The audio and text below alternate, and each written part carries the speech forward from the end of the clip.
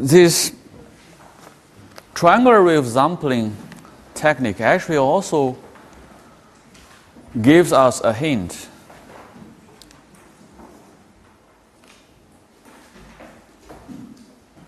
Remember, in the last class we mentioned, based on the equal area theorem, we can always generate any kind of waveform you want. We can emulate any kind of waveform you want, as long as you separate that waveform into small sections and you use a series of same height but different width square wave pulses to emulate the waveform you want to be equivalent. So the basic idea of PWM can be applied to any kind of waveform. And actually here, when we talk about the triangular wave sampling technique, okay, during the process when we verify, when we prove this natural sampling technique actually is following this equal area theorem, during that process, we didn't mention whether that modulating signal should be a sine wave or not, actually. We took sine wave as an example, but we actually didn't use that condition. It doesn't have to be a sine wave. It can be any kind of modulating signal, any waveform. And therefore, as long as you use that modulating signal to compare with triangular wave, you always follow the equal area theorem. The intersection points, okay? If you still remember when we prove this triangular wave sampling method, when we say these two intersection points determines the leading edge and the trailing edge, it doesn't matter this modulating signal is a sine wave or not. We always assume, because we have separated this modulating signal into very small sections. So we always assume within each triangular wave period, this modulating signal is constant. We always assume that. So it really doesn't matter whether this signal is sine wave or not.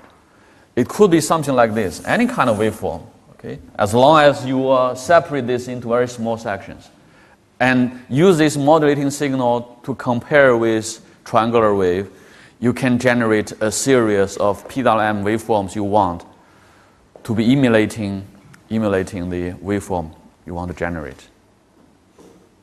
Okay, so that's one point I want to mention.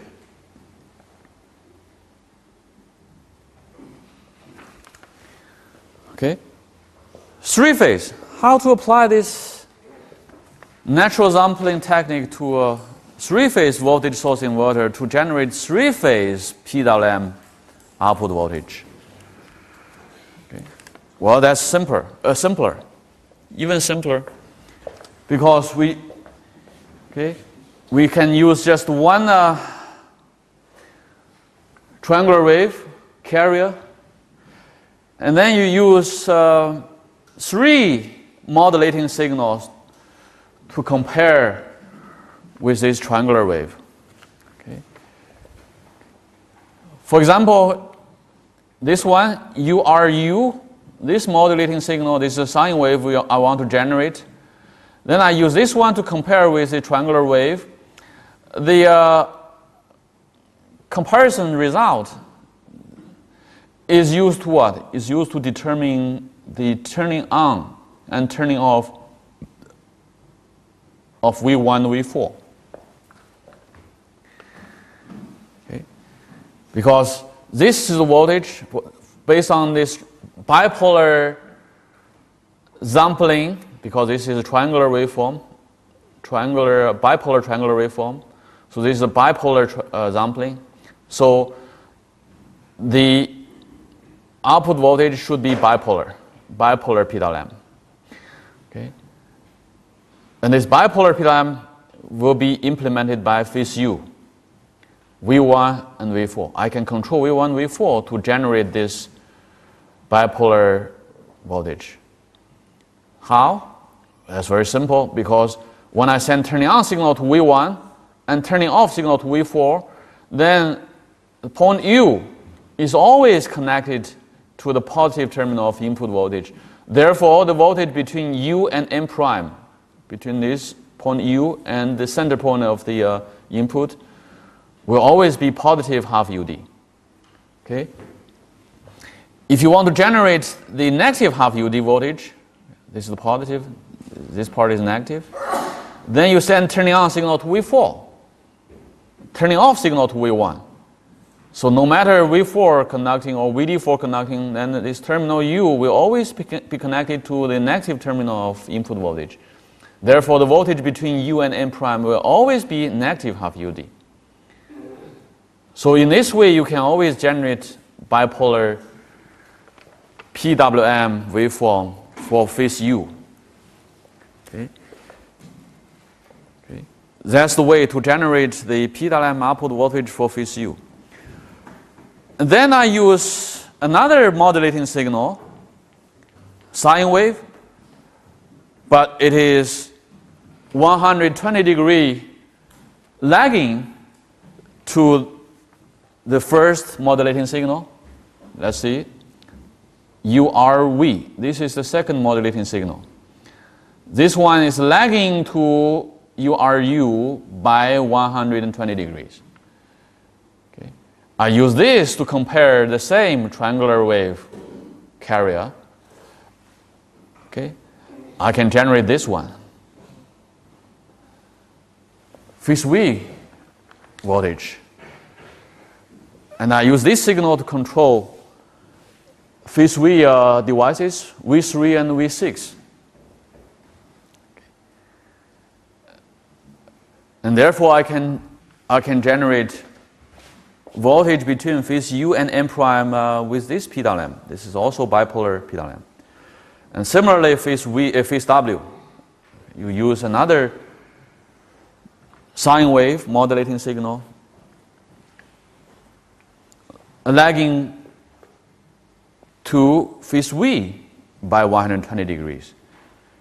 Okay. And the intersection points between URW and the triangular carrier wave will determine the leading edge and the trailing edge of the bipolar PWM output pulses. Okay. And similarly, if you want to generate positive half UD level, output voltage level, and you turn on V5, you send turning on signal to V5. If you want to generate negative half UD output voltage signal, you send turning on signal to V2. Okay. So that's the way to generate three-phase bipolar PWM voltage, which is very close to sine wave. Three-phase, very close to three-phase sine wave. So that's very simple. As long as we understand the principle from the previous single-phase VSI. Okay? Very simple. Now let me ask you a question.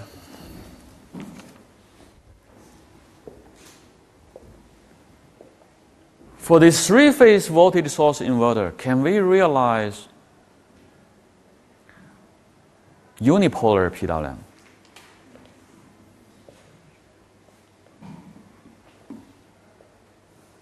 Can we implement unipolar PWM? That means this, for each phase voltage, let's say between U and N prime, V and N prime, W and N prime, can I generate this voltage with unipolar PWM waveform? Yes or no? No? Why not? Cannot come in the pairs, the PWM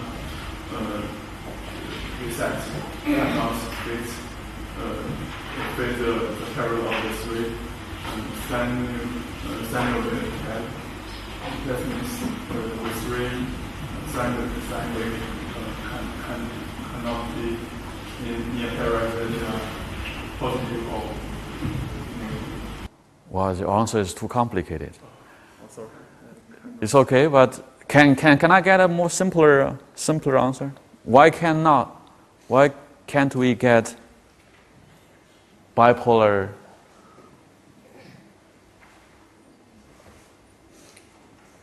unipolar PWM output?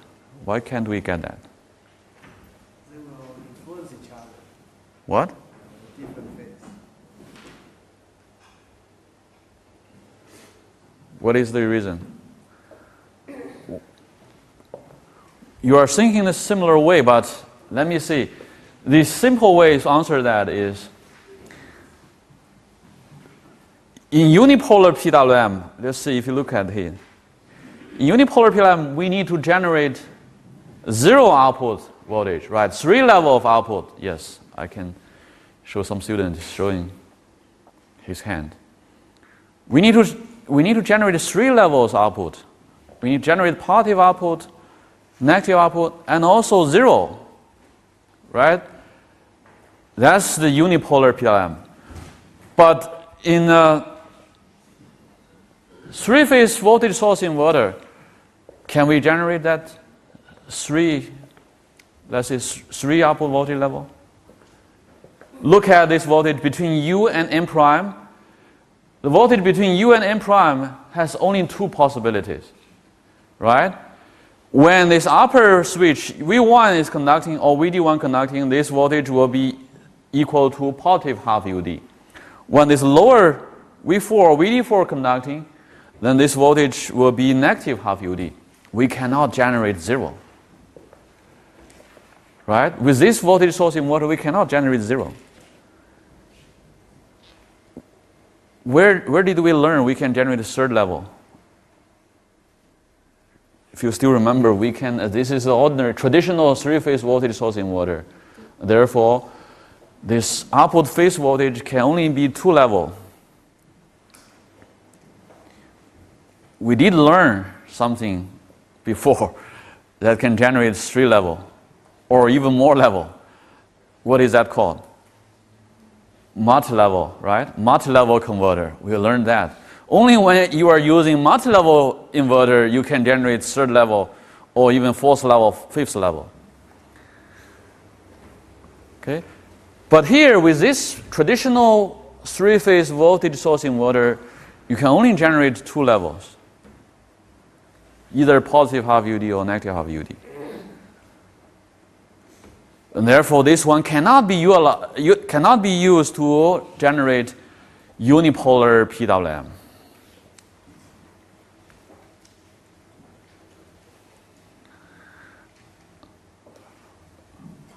Okay?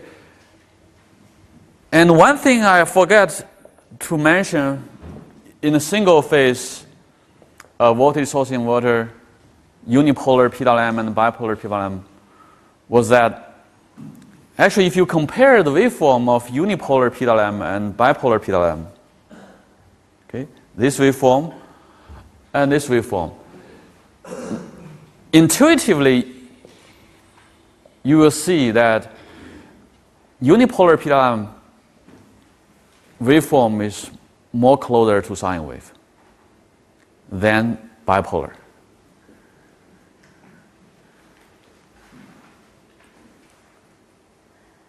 Under the condition that we have the same frequency of triangular waveform and same magnitude of voltage level.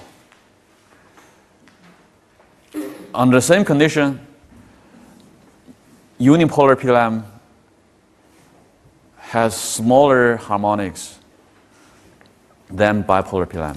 Well, this is intuitive understanding because you can see this bipolar PWM is switching between positive, negative. This is too hard. The ripple is too high.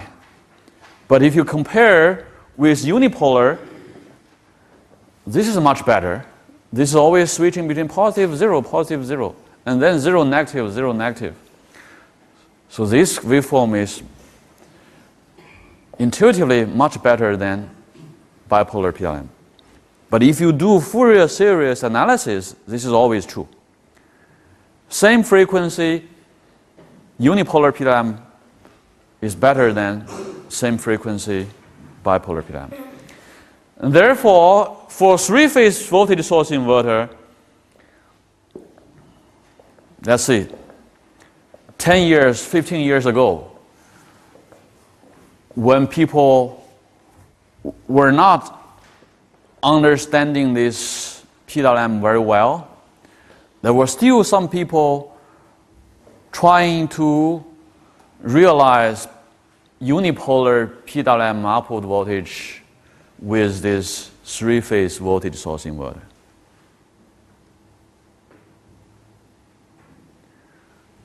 Because they didn't realize that if you want to generate unipolar PWM, you have to use unipolar sampling. Another condition is that this circuit should be able to generate 3 levels of output voltage. There's a condition. If this circuit cannot generate 3 levels of output voltage, then this circuit cannot be realizing unipolar PWM. So up to 10 or 15 years ago, there was still some people, some professors and engineers in the power electronics area. They were still trying to realize unipolar PWM with three-phase VSI, and of course, the voltage, the output voltage they generate was not good. It's far from sine wave, and they could not understand why. Okay, that's the point I want to point out. Can only be realized bipolar PWM with traditional three-phase voltage source inverter.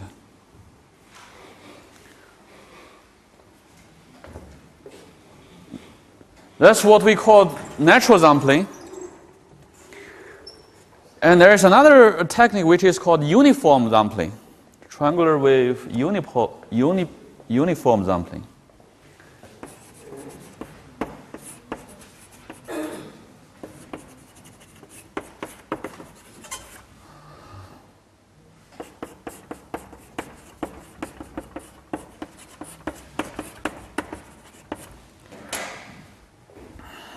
Unipolar sampling means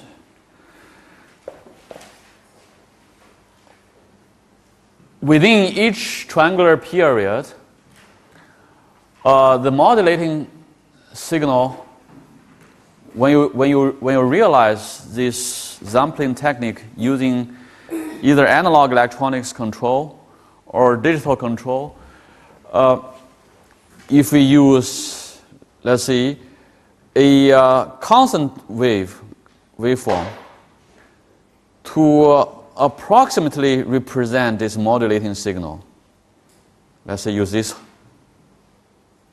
flat line to approximately represent this red line. This is the actual modulating signal. If we do that, then the leading edge and trailing edge of the PWM waveform will be symmetrical to this center line.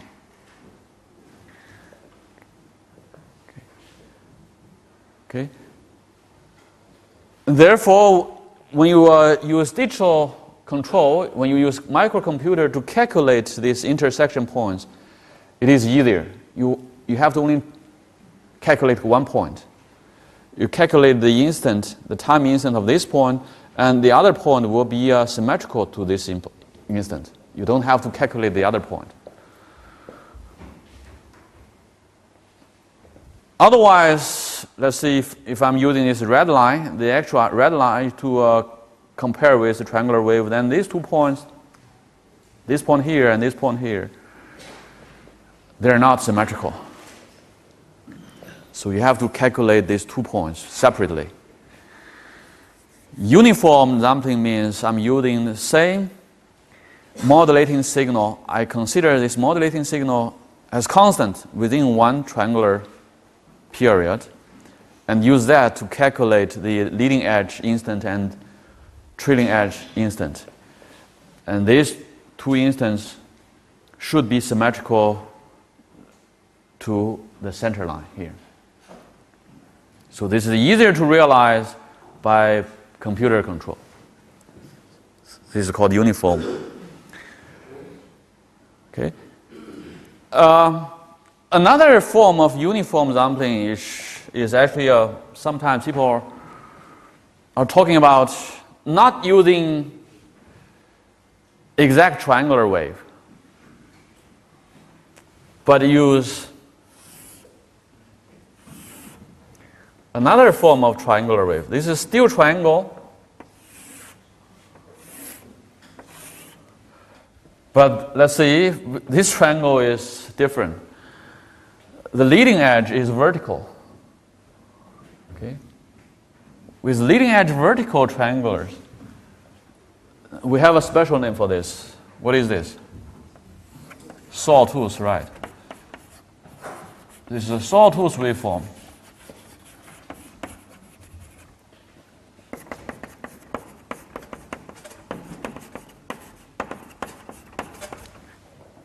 You can use sawtooth waveform to compare with modulating signal. So this is modulating signal, this is the carrier signal. Okay. Do this sampling. This is also called uniform sampling. Why is it called uniform sampling? Because when you compare this, then the first intersection point, all these first intersection point determines the leading edge, and this leading edge does not change, actually, does not move, because this is a vertical. The sawtooth leading edge is vertical, therefore this first intersection point does not move. And only in the second intersection point, only this one will be moving when this modulating signal is changing. When this is changing, the leading edge does not change. Only the trailing edge is moving. Okay, so this is one form of uniform sampling. And this is called, when you have this is called trailing edge modulation.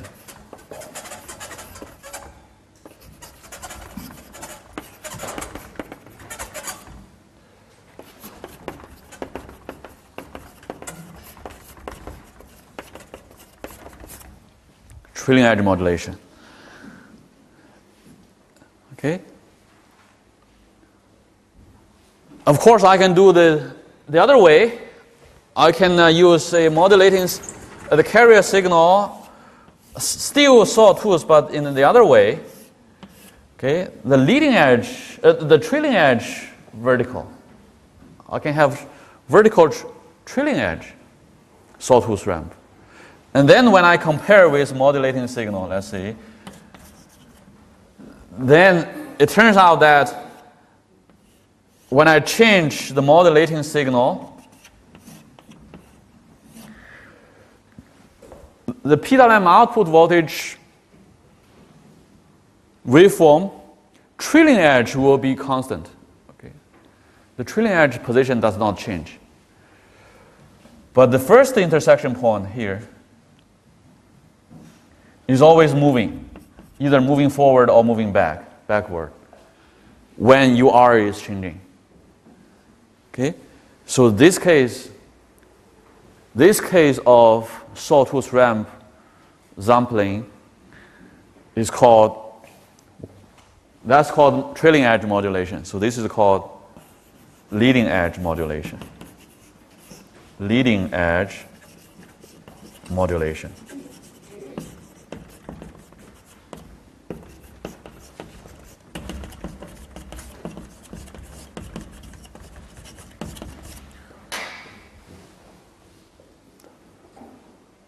Okay.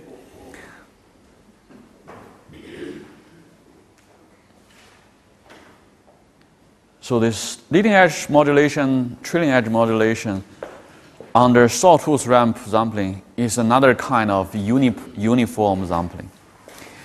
And especially in the analog control circuit, implementing sawtooth ramp is much easier than implementing exact triangular wave, traditional triangular wave. Okay. You can generate a sawtooth ramp much easier than generating a regular triangular wave. So in analog control, very often people are using sawtooth ramp. And also implementing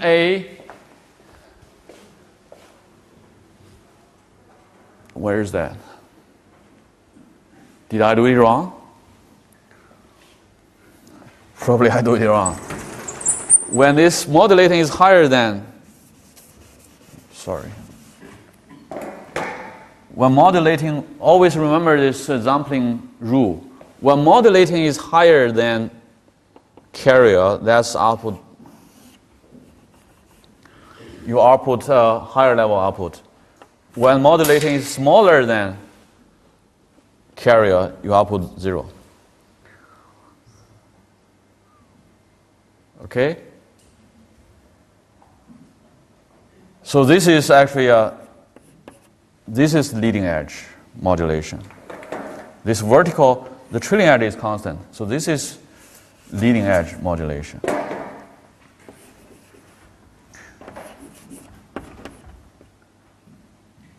And the other one is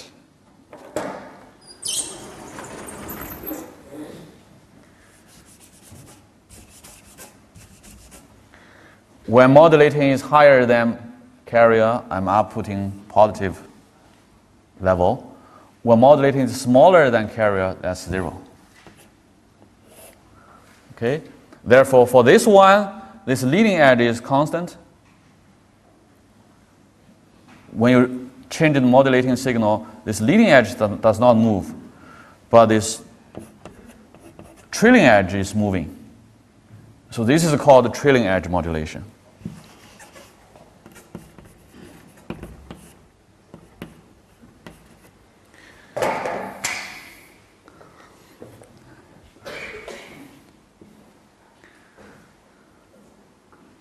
Okay? And as I remember, I said the sawtooth ramp is more widely used in analog circuit than the regular triangular wave. Okay? And also comparing these two, implementing this vertical trailing edge sawtooth ramp is much easier than implementing this vertical leading edge sawtooth ramp. Realizing, let's say, implementing this vertical trailing edge could be you do charging of voltage, capacitor voltage, charging up, and then suddenly discharge that. Okay, that would be the way to realize this vertical trailing edge sawtooth ramp.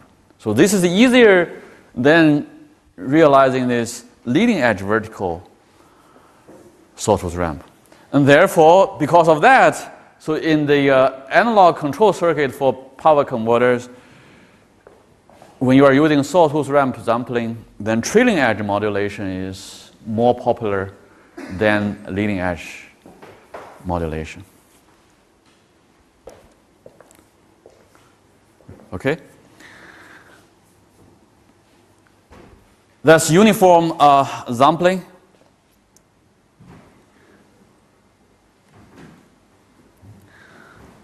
Okay, so far we have been talking about sampling method. Sampling actually means using modulating signal to compare with carrier signals.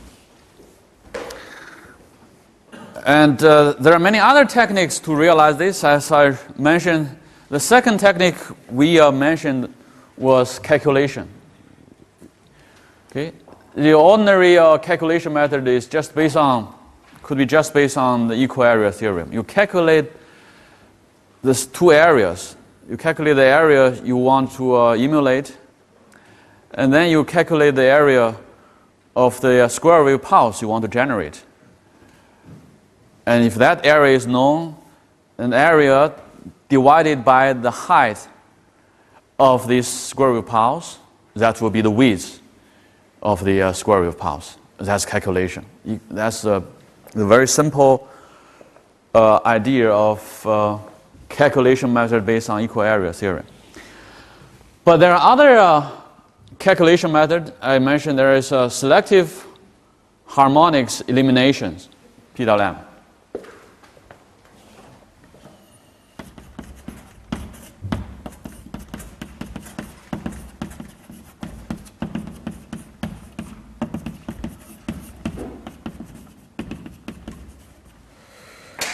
Selective harmonics elimination, PWM. The acronym is SHE, PWM. SHE, it happens that this name is the same with the popular music band name. Well, the idea of SHE PWM is like this. Look at the right-hand side, bipolar PWM waveform. So let's say I want to use this bipolar PWM waveform to emulate a sine wave, like this red dashed line here. So within each half cycle, let's say between 0 and pi, I have to determine the leading edge and trailing edge instant for this 1, 2, 3, 4 pulses. Okay. So based on the previous discussion, I believe you must have the understanding all these different PWM techniques is actually regarding the techniques to determine the leading edge and the trailing edge instance, time instance for PWM waveform. All these techniques are used to determine the leading edge instant and trailing edge instant for the PWM output waveform. So it's always about this. So in here, we have to determine at what time, okay, what time instance these 4 pulses have, let's see. But because this is a symmetrical, if you look at this waveform, this is symmetrical with, let's see, this is a center line at half pi, 90 degrees. The left-hand side is symmetrical to the right-hand side. So what we need to do is just to determine this 1, 2, 3, 4 instance. And consider that the first instant of rising edge is exactly located at 0 crossing point. So the first instant does not need to determine. The first rising edge instant is 0. Okay, so that means what we need to determine is just this instant, let's take it at alpha 1. This instant as alpha 2. And this is alpha 3. So we need to determine 3 instants, time instants. How do we do that? Okay, we can do Fourier series extension. Okay, we calculate the fundamental component magnitude A1. That's A. That's the fundamental component magnitude.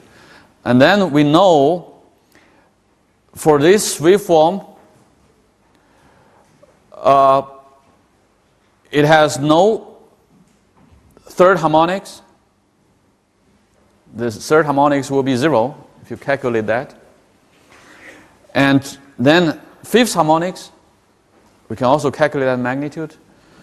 Seventh harmonics. And we also know there's no even number of order of harmonics. We have talked about this several times because this is a half-wave symmetrical periodic waveform. Therefore, there's no even number of harmonics. No second, fourth, sixth. There's only odd number. Third, fifth, seventh. Okay? And if you calculate, there's also no third. No harmonics under the number of 3 or times of 3. So we can calculate that magnitude. And because this instance, alpha 1, alpha 2, alpha 3 are not unknown, that means when you calculate these 3 magnitudes, they will be represented by alpha 1, alpha 2, and alpha 3. It will be determined by these 3 instances.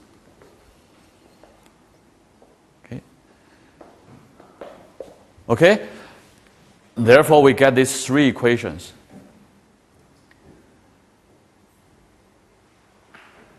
And what we do, we set A1, the fundamental component, to be exactly equal to the magnitude we want.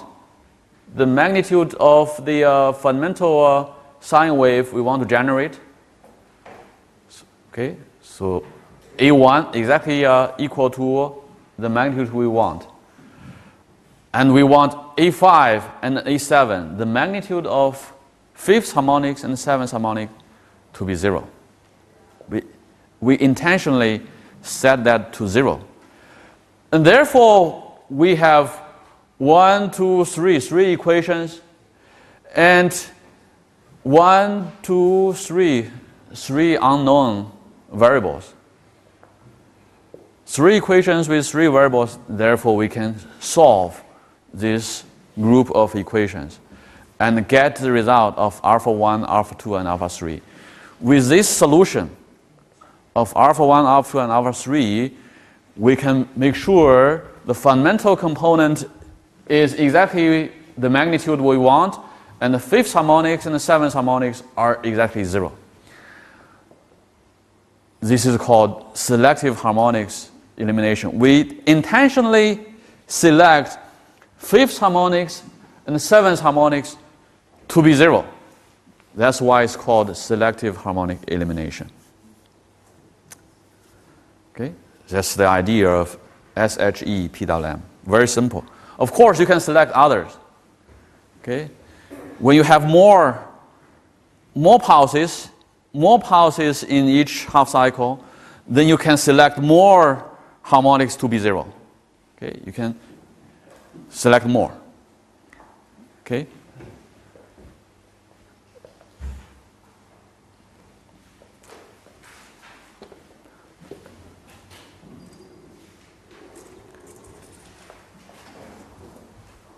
All right.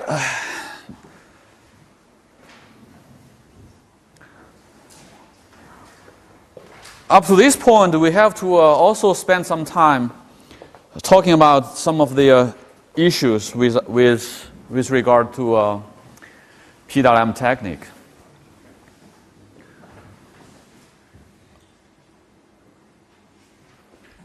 Synchronous modulation and asynchronous modulation. This is the issue we have to asynchronous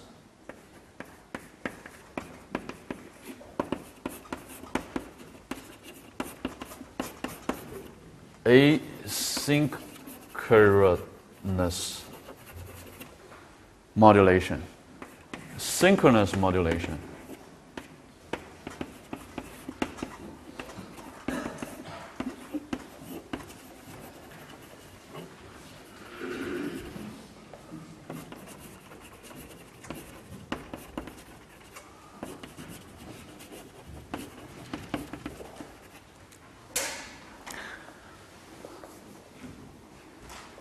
This is all regarding, let's see, basically regarding this triangular wave sampling technique. Traditionally, when we generate this PWM output voltage, remember we have to have a modulating signal UR And the carrier signal you see, carrier usually is a triangular wave. Okay. Then in many cases, we want this UR, modulating signal frequency variable.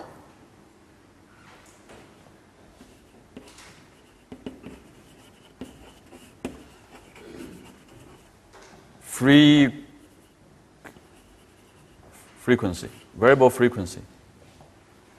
UR should be having a variable frequency. Therefore, the output sine wave should be a variable frequency. Let's see, for example, the output should be from 0 Hertz to 400 Hertz. Okay? Sometimes it's from, let's say, 1 Hertz to 50 Hertz. Okay? Variable frequency. Okay? And therefore, you come up with a issue. Now, how do I select the frequency of the carrier, triangular wave carrier? Okay? Let's see, the frequency of UR is, I'm using FR. And the frequency of carrier, I'm using FC. How do you select the frequency of the carrier? The simplest solution is to keep, one solution is to keep FC constant.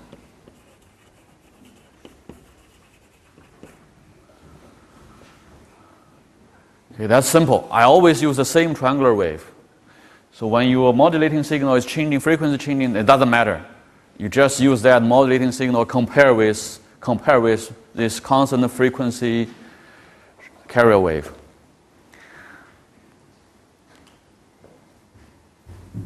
Well, this is the simplest one. But what is the problem with this? The problem is, when this is constant, this frequency is constant, this is changing. That means what? That means within each modulating cycle, the number of the carrier waveform cycles might not be integer number. Right? It's not integer number. FC, in this case, FC over FR, if you calculate this, this is not an integer number.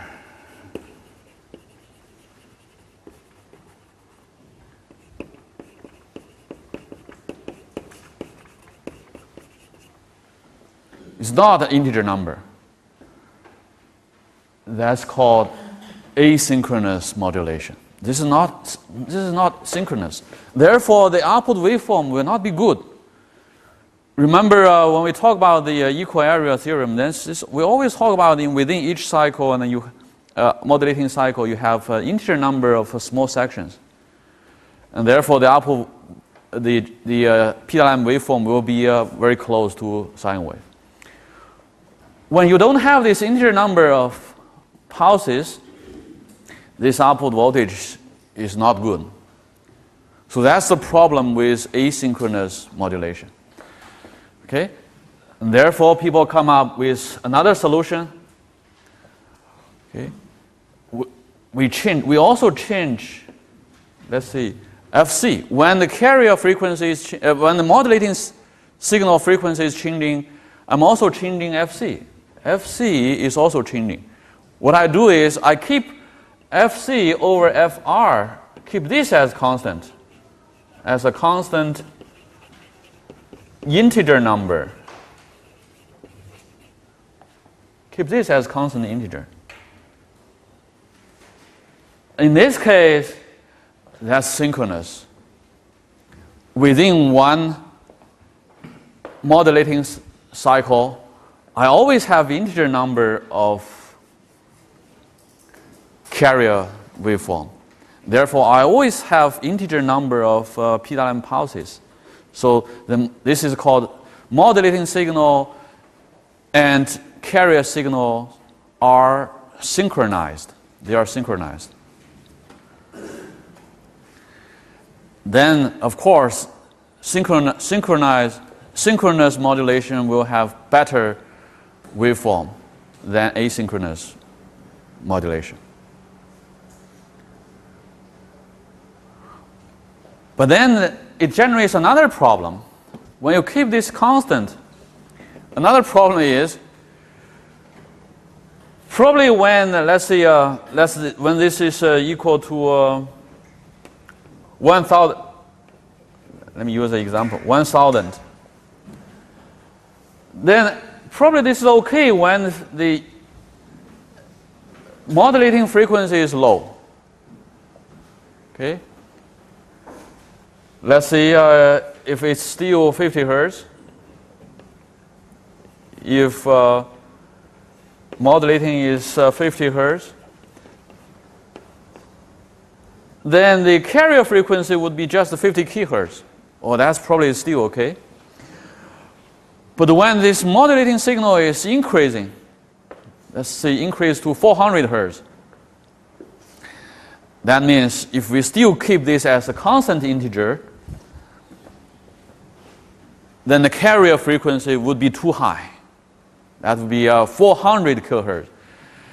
And this is not good for the power converter. Why not good? When the switching frequency is too high, what is not good? Switching loss. Right? When you turn on a device and turn off a device, that's the major part of the energy loss happened on the power semiconductor device. Because when you turn it on, during the turn on process and turning off process, neither the voltage nor current is similar to zero, is close to zero. Therefore, you always have energy loss. So when your switching frequency is too high, that means your energy loss on the power semiconductor devices will be too high. So this is not good. This is the problem for keeping this ratio of carrier frequency and modulating frequency as constant integer. Okay? And therefore, people finally come up with this solution. We still keep this, the third solution. Third solution is still synchronous modulation. That means this is still FC over FR is still integer. This is still integer number, but with variable integer. This is a variable integer. This is a variable integer. That means when this modulating frequency is changing, when its modulating frequency is increased, I will reduce this ratio. Okay? Let's say for this part is 201, and when it's changing to this part, it will be reduced to 147. When this UR is continuously increasing, I continuously reduce this ratio. These are still integer number, therefore still synchronous modulation, but the difference is just that this is no longer a constant integer when modulating signal frequency is changing. We are going to reduce this integer number. Okay? That's what is currently applied to the practical power converters under PWM control. Okay? This is one issue. Another issue is about harmonics. Okay? So this PWM waveform should have much better waveform than traditional pure square wave or quadratic square wave voltage. But because it is not exactly a pure sine wave, therefore, of course, you will have harmonics. As you can see, this waveform you will have harmonics. This one you will have harmonics. Okay, this one you have harmonics. We look at the harmonics here. We do have harmonics, but the good thing about this is there's no low order harmonics. No third order, no fifth, seventh, no this lower order harmonics. The lowest frequency harmonic is exactly at Fc, the frequency of the carrier wave. That's the lowest frequency harmonics. That's the good thing. Similar for single phase and three phase. If you do the Fourier series analysis on three phase PWM upper voltage waveform, still the lowest harmonics frequency is the triangular wave carrier frequency. So as long as you keep that triangular wave carrier frequency very high, then this harmonics will be very high. And it is, as we discussed before, it is easier to eliminate through filters, through low-pass filters. And especially for three-phase, it is even better than single-phase, because among the three-phase you can cancel. The three-phase harmonics can sometimes cancel with each other. Therefore, the total harmonics for three-phase output voltage is very often smaller than single-phase voltage source inverter output. So that's the good thing. Okay. We'll talk about the following issues on the Thursday class. But remember, we'll assign you the second course project. Your TA will send you the assignment for the second project. Still, that will be still for single-phase voltage source inverter, but under PWM control. Okay? Try to implement this PWM control for the single-phase voltage source inverter. All right. I'll see you on Thursday.